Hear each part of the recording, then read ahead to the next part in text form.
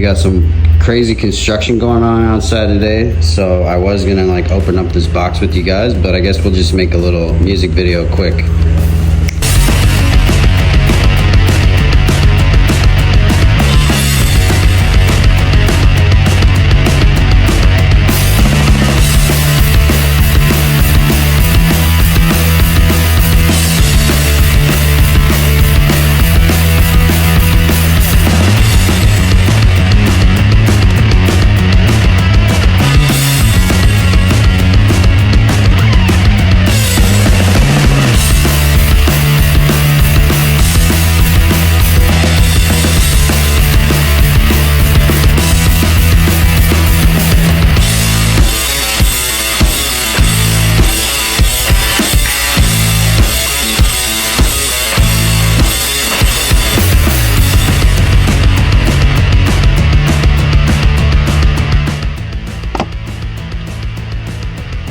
Alright guys, we made it down here into the top speed test spot. We're gonna go out on the road here real quick and run this test. If you guys aren't familiar, it's like this little box right here that connects to a bunch of satellites and supposedly gives us the most accurate GPS speed. They claim 40, I think, on this. 2 or 3 times each way and then average it. It's the biggest test we're doing here today. Then we're gonna go chill and ride around the lake. It's a beautiful Saturday, and talk about the scooter the rest for this review here. Welcome back to Scooter Gang, guys. So if you aren't familiar with how the Draggy works, we can get 0 to 30 speeds as well. All we have to do is hit the reset. Check our back. Looks good. A lot of wheel spin on this scooter.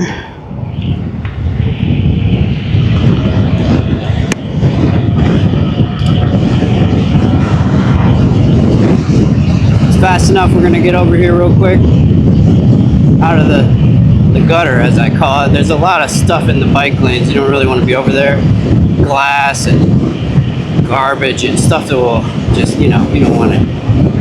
Here we go though. This is say 43 on the dash, 37 on the screen. So the dash is about 5 miles an hour faster there. Not a bad run. Let's turn it around here and we'll do another one. Wait till it's clear. And get it. This road, guys, it used to be an old racing road where people used to bring their hot rods down here back in the day. It used to be called Sand Road, but it's been repaved and renamed. It's now just South Gilbert, and it is still a very nice straight spot to get a rip in. All right, we're getting 43 on the dash this way, 38 on the GPS. There's a car coming up behind me, so I'm just gonna get over now. That's a good enough test. We're pretty much topped out here. He didn't even catch up to us, that's funny. 40 is still pretty fast, or 38, whatever. That's fast enough, you guys. You need to get full gear when you're riding a scooter like this. Chest protector, knee protector, gloves, helmet especially. But there's not even a debate in my mind on a scooter like this. You need to be careful. So respect it if you get this. Yeah, it's only 900 bucks. Plus even cheaper when you get it on sale, but this isn't a killer deal, but it's also a killer scooter. You need to be careful on it. Let's get another run in here. Ready to go. We're clear enough, but I'm gonna get over here just in case. Might be a little slower on this run.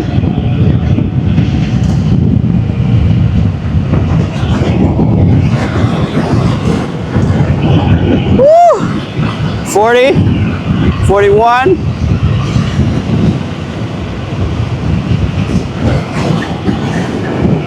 41 into the wind this way.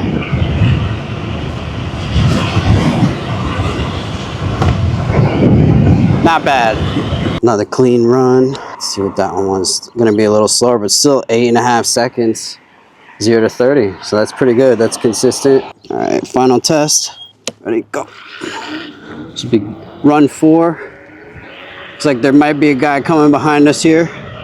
Just gonna default to this lane. This is why this is our new high-speed test area, because it's not only a pretty fast, straight, perfect road, but it also has a nice lane here.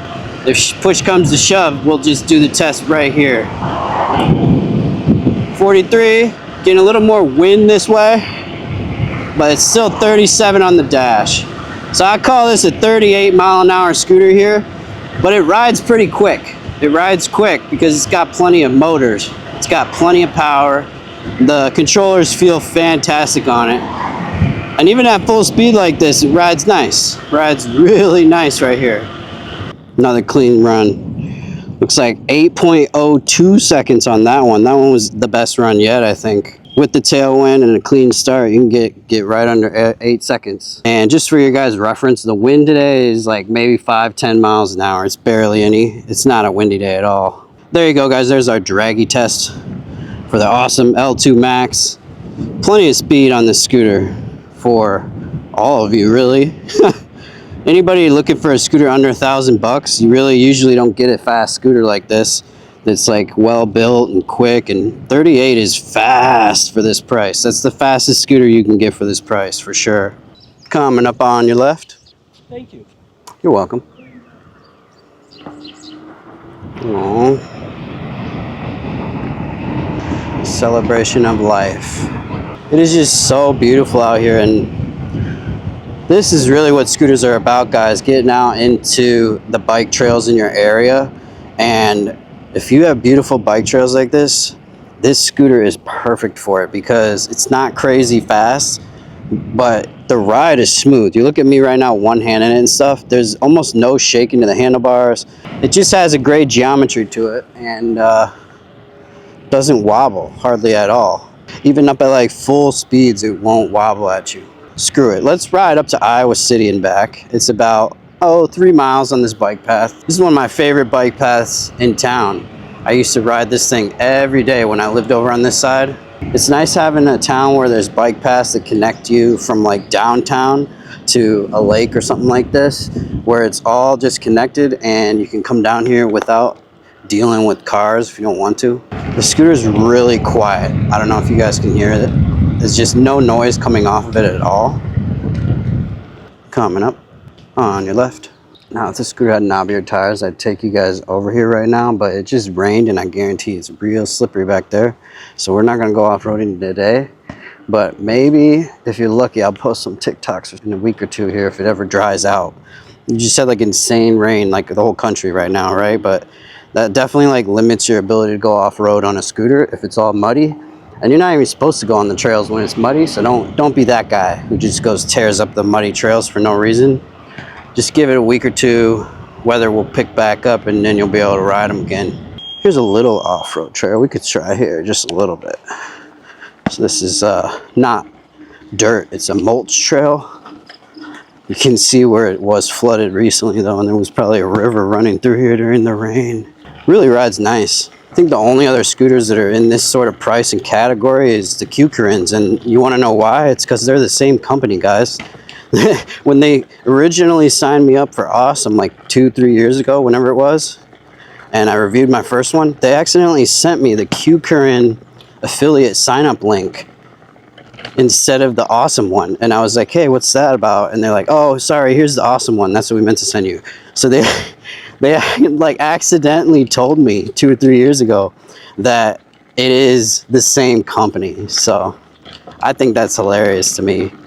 And I know Q-Currents are super popular. If you watch another YouTuber guy named Joy on Wheels, he's promoted like a lot of different models of them. And they're good. They're coming from the Titan factory.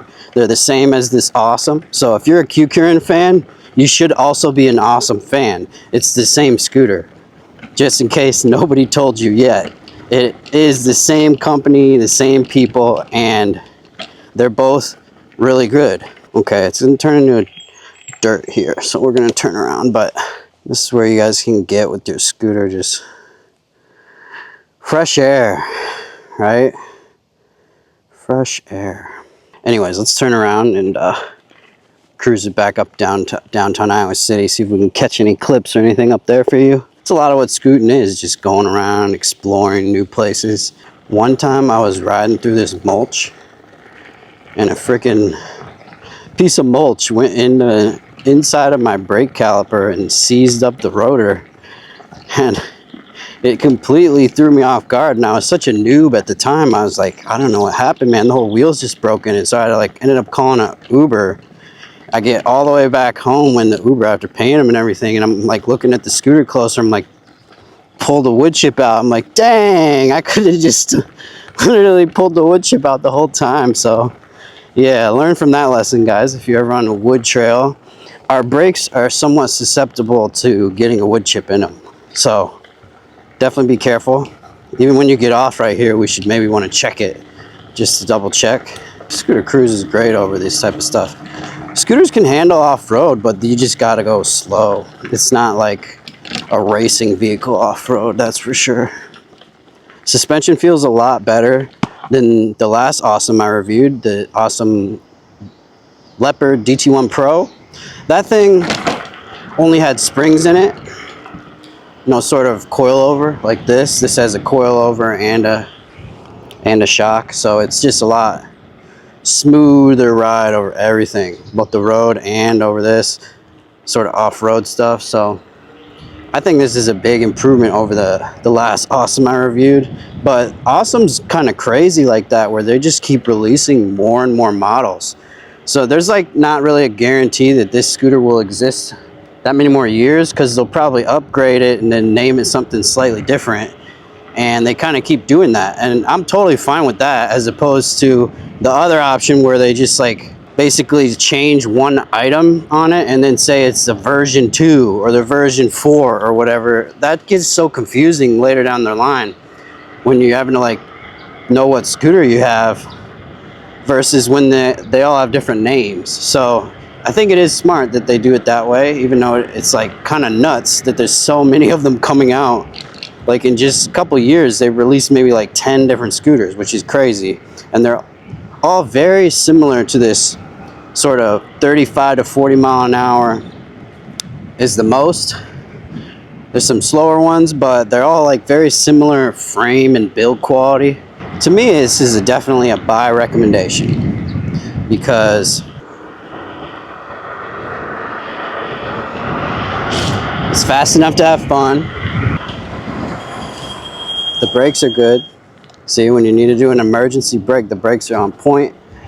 They are probably the weak point of this scooter, because they're only mechanical brakes. You could upgrade to hydraulic brakes though for pretty cheap these days. Even on AliExpress, you can get a full front and back kit for like $100 for nuts or zooms or pretty much anything better. So definitely worth the money to upgrade. Coming up on your left, thank you. River's looking high, but nothing to worry about here in Iowa City. This, unless you guys don't know, is like the most dangerous thing about riding scooters, and coming in blind corners like this, you really gotta keep it under control.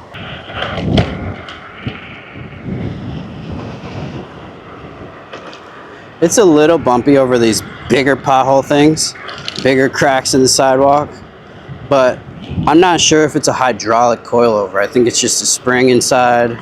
And that's also something you could probably upgrade to another shock. Coming up. Right behind you. The water's not high yet until it starts getting over this bike path right here. That dude was like higher than a kite. Let's see. We're still at 50 volts right now. And we did all those top speed runs, and then we're driving into the wind right now too. So we should be totally fine to make it back. Let's go make some laps around this place. As far as the range, while I'm talking about it, let's discuss the range really quick. The range, this is a 20 amp hour battery. Typically you get about 1 mile per amp hour, but since it's a little faster scooter than usual, you get a little less than that. So on this, you're getting like 15 if you go fast. You get more if you go slower. Obviously, you get 20 or 25 if you're going like this speed. Just on bike pass, you get a lot more. But I usually do it the minimum range test. That's how I do it, and I already did it a few days ago. Ended up with this many miles. This is like the sketchiest bridge in Iowa City when you go under it. Oh, mud. Cruising it by the police station. Anybody else like to look in the little windows, see if anybody's watching?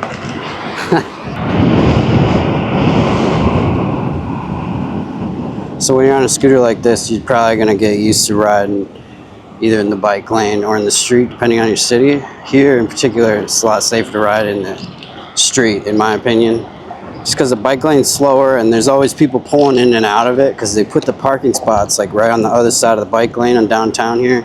So it makes it kind of dangerous to ride on this side because even there's guys parked in the bike lane. So this is the main reason I don't use the bike lane, because it's just like not fluid and most people don't even respect it because it's just a little white line. And one time I actually got hit riding in the bike lane because some person pulled out or pulled in. I don't even remember, but they did it without seeing me. And it was just like really a learning wake-up call type of thing, you know? You're like, why do I even use the bike lane? It's just more dangerous. If you're in the road like this, you can ride like a normal car, keep your safe falling distance, and really avoid almost everything that would normally happen.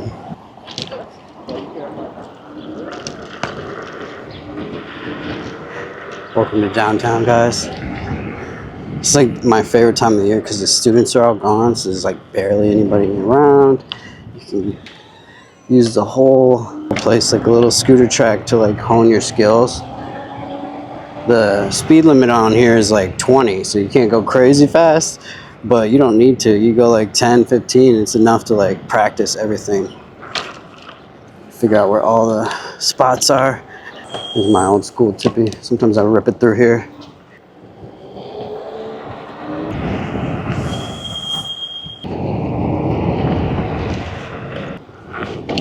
Let's go test the brakes downhill. There's a big downhill right here, and I just want to see how it feels. Sometimes the e-brakes on these mechanical brakes is crappily programmed, and it gets jerky, but let's see how it is downhill with mechanical brakes here. Give it a full run. Plenty of braking. Feels in control. No sliding at all even. Let's give it another try. Pretty good. Pretty good brakes. You're not gonna find any better brakes really for this price point anyways. Like I was saying, you can upgrade them for $100 and get hydraulics.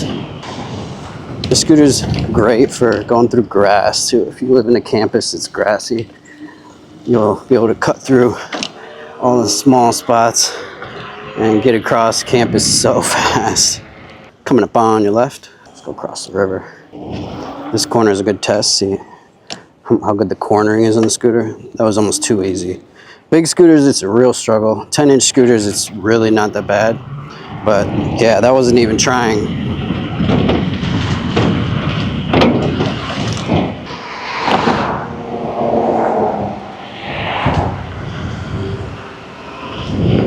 Woohoo! Our speed limit here is 25 on this bike lane, so don't come at me for speeding. This is totally legal here in our city. They legalized scooters up to 25 miles an hour a long time ago now, 7 years. Ain't it beautiful when all the bike paths connect and you can just ride around wherever you want? I don't know, guys. I've been reviewing scooters for 7 years now, 8 years. I don't even remember. And so many scooters, like 100 or something, that I've forgotten. But this is the easiest recommendation ever as a buy recommendation. I know the brand's solid. The scooter is freaking solid, and the price is amazing. So this is just one of those scooters where it's like barely anything to complain about. It's well made. It's got everything you want. And for beginners, it's perfect. If you're a beginner hyper scooter person, I think if you're coming off an e-bike or a entry-level scooter, like a single motor scooter, this is a great one to upgrade to. That's cheap, that's not a lot of money, fits right into that category where it's just like the perfect price. You can't even beat this price with anything else. Find me a 38 mile per hour e-bike for $8.99. I don't think it exists. You guys have bike paths like this where there's water on both sides and you're just cruising it, and there's no cars in sight, and it's just peaceful and glorious, and you can shred however you want right here. You do got to be a little careful around these type of paths. Right there, like maybe one of the first or second years that I had my first hyper scooter like this, it was a 010X. I was riding along going like 20 maybe, right? And this raccoon comes out. It was like pretty dark, almost after sunset, right? And I barely saw it. This raccoon comes out, and at the last second, I like try to jump it, right? And my front wheel went over the raccoon, but my back wheel got caught in it because it wasn't like a proper bunny hop. And it literally started like dragging, and then the scooter fell over and I ran it out, and it was like, holy crap, that was close. So yeah, you do got to be careful. You do got to gear up, like I was saying earlier, because it's not even the scooter that's going to wreck you.